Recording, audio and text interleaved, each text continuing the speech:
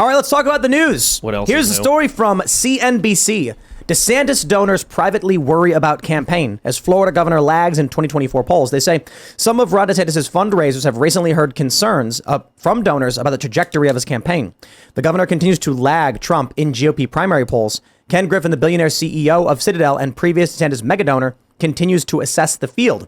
A growing group of donors who have supported DeSantis' run are worried about the trajectory of his campaign even after he raked in $20 million. Despite those big fundraising numbers and his entry into the race on a wave of hype, DeSantis is lagging well behind frontrunner Donald Trump. So they go on to basically make a lot of the same points. Nothing's changed in Griffin's stance toward the election. We have this from the Post-Millennial. They say DeSantis to meet with major donors to face questions about campaign viability. This is coming from Charles Gasparino of Fox Business.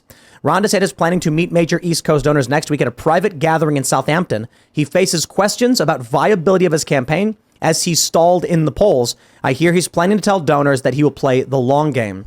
And to just bring in the context in terms of data, the prediction markets now have Ron DeSantis dropping down to 19 cents to Donald Trump's 62 cents. And this is big because DeSantis actually surpassed Trump at one point, but now continues to fall. Wow. And the latest poll from Morning Consult shows nationally, DeSantis is actually doing worse than Trump, though both Trump and DeSantis do lose to Joe Biden. I'm not sure I believe that both of them will lose to Joe Biden. But if we're talking about comparing Trump and DeSantis in the same metric to Biden, then it looks like Trump is still ahead of Ron DeSantis, and DeSantis has been dropping in the polls. So I don't know what you guys think. Well, it is still really, really early. Exactly. Really early. Really early. It's like 6 weeks into the campaign, right? I mean, he launched like what, six? Not even. Really?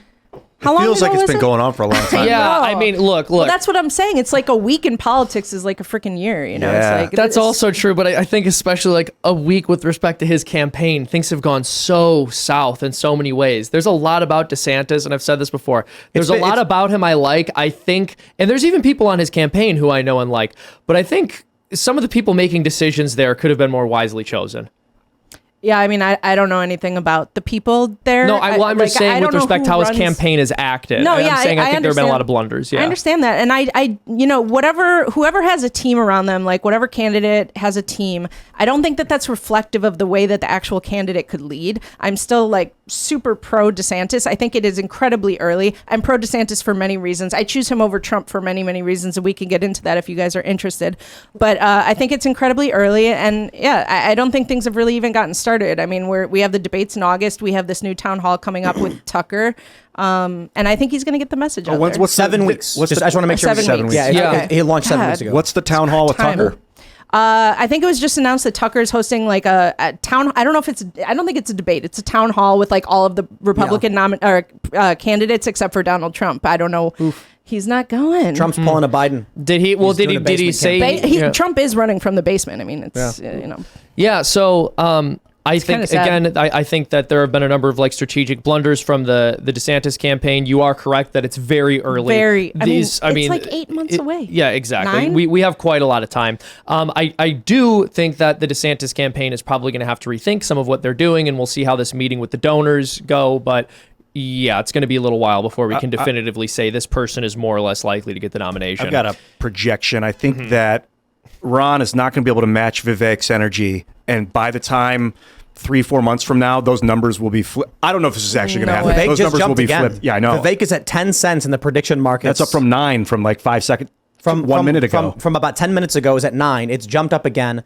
And within the past, Vivek has only been a viable contract on Predictit for about a week and a half. Let's just say 2 weeks, to be fair. And now he's up to 10 cents from 3. I think the thing about Vivek is that he doesn't have anything behind him in terms of notability. And I'm not saying that career-wise. Like, obviously, he's like worth $500 million, run this big pharmaceutical company. What I mean is Ron DeSantis has been in the limelight for years and has a proven track record out of Florida. Vivek has the words he can say. He was People like what he's saying, and he is masterfully tactful in terms of PR. I think that's going to help Vivek. I got to be honest, though. As much as I like Vivek and think he's the smartest guy in the room, in terms of capability, I will say this. I put Vivek over Trump and DeSantis. In terms of electability, it's Trump, DeSantis, Vivek. Like, Vivek is great, But even Ron DeSantis, I think, is more viable of a candidate than he is. It's true. I think you're right. And a lot of times when I play video games and I'm like, I get to select who the leader is going to be among all of my generals, I'll take the one with the best stats, not necessarily the most famous one, but in reality, it's a popularity contest. So the famous person gets into the power. But when you put the best person in control, even if they're a nobody, you get the best results. I got to be completely honest. I have not heard a single thing from his campaign. Like I haven't seen any tweets. I mean, I don't even, I may follow him. I'm not Vivek? sure. Yeah. I've heard and seen nothing. You're in a bubble.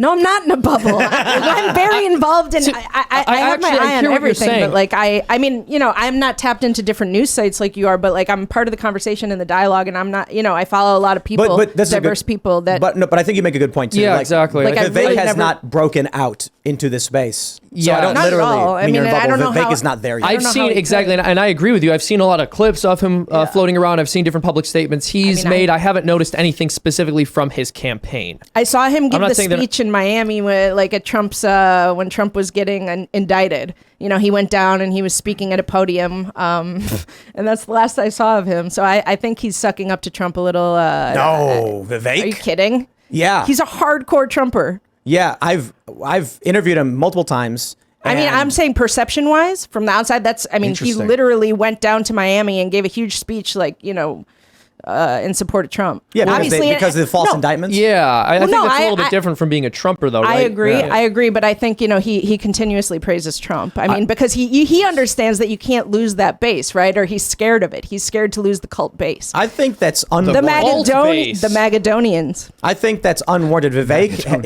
is in my view the You can most upset honest the guy running. Magadonians. Yeah, I think so too. Vivek outright said he thinks there should be civic requirements for voting, and he's sitting here in this room and he's like, man, maybe they're gonna get mad at me if I say this, but I'm gonna say it because we need to. Like, there's got to be some restriction, some requirement for civic I think duty that's if you're a gonna vote. brilliant idea. I actually And do. who's got the balls to actually say it? Then, so what he did then was he came out and said, okay, I've refined my ideas. I think young people should pass a civics test if they want to vote.